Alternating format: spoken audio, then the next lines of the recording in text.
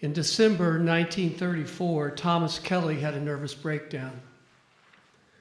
During that winter, Canby Jones writes, he had strength only to get out of bed and wobble unprepared to his classes.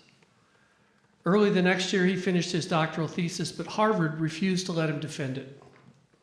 He already had a PhD from theological seminary and was teaching in a prestigious school, but as one writer commented, he longed for the kind of recognition that Harvard could give. The folks at Harvard couldn't understand why he would want another doctorate on top of the one he already had. He tried again in 1937.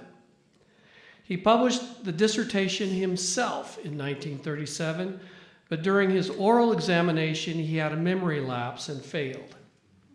He went into, Jones writes, one of his woozy spells, and his mind blanked. The Harvard examining committee, so reluctant to let him stand for this second PhD, judged his performance completely unsatisfactory and informed him he would never be permitted to come up for this degree again.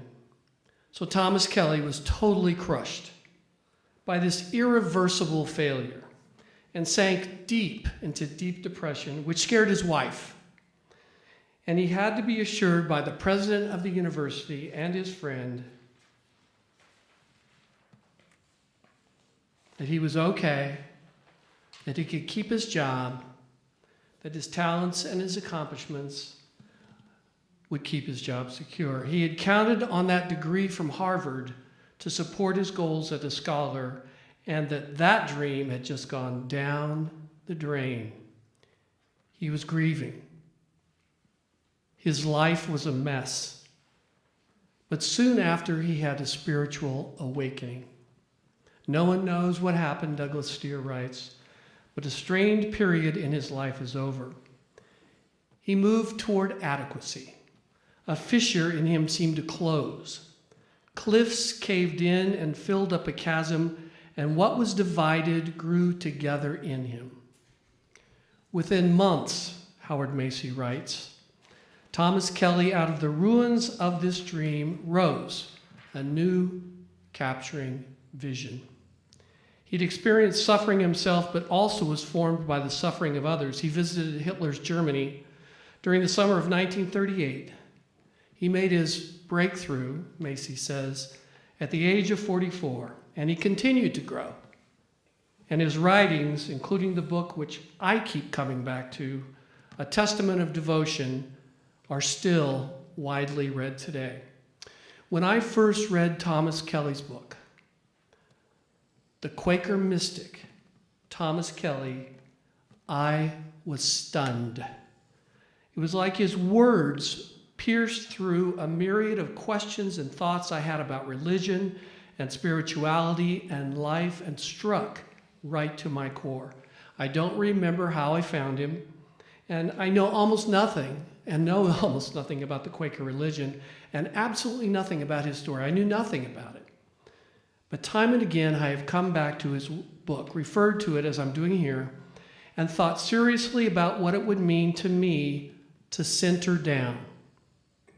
He wrote, "Deep within us all, there is an amazing inner sanctuary of the soul, a holy place, a divine center, a speaking voice to which we may continuously return. It's a light within which illumines the face of God and casts new shadows and new glories upon the face of people. It is the Shekinah of the soul, the presence in the midst. Here is the slumbering Christ, stirring to be awakened, become the soul we clothe in earthly form and action. He is within us all."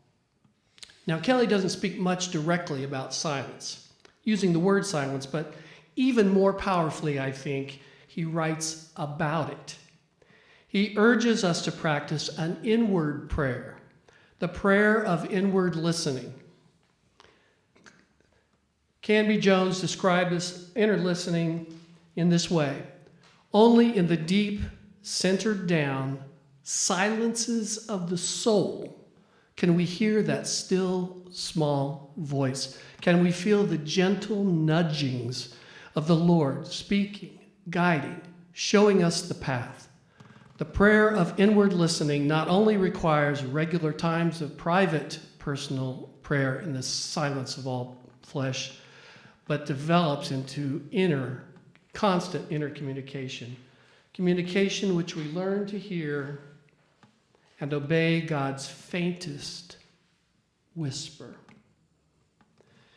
On January 17th, 1941, Kelly learned that a publisher was willing to meet with him to discuss the publication of a devotional book. He died that day of a heart attack at the age of 47. 3 months later, Kelly's colleagues, who loved him well, submitted 5 of his essays to the publisher along with a biographical sketch. And the book that was published from those essays were called A Testament to Devotion. Some of his other essays have been collected in a book entitled The Eternal Promise. From the messiness of punctured dreams, Thomas Kelly had moved toward wholeness. We all live messy lives, no matter how organized we try to be, no matter uncluttered, how minimalist we try to be, how structured we try to be, we lead messy lives. There's times when messiness comes into our lives. But we all, like the great Quaker mystic Thomas Kelly, can move toward the deep silence of centering down.